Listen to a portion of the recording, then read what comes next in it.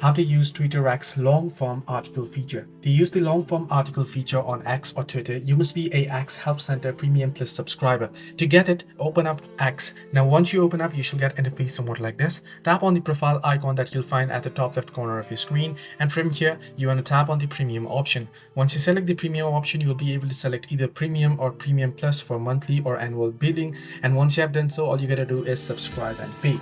Now you'll be able to easily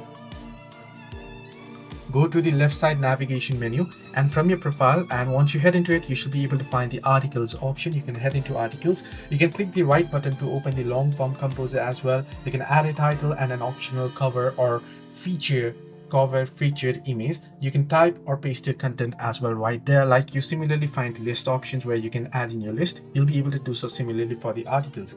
Hope this video was helpful. Do like and subscribe, and also do not forget to leave the comments down below if you have any further issues as well.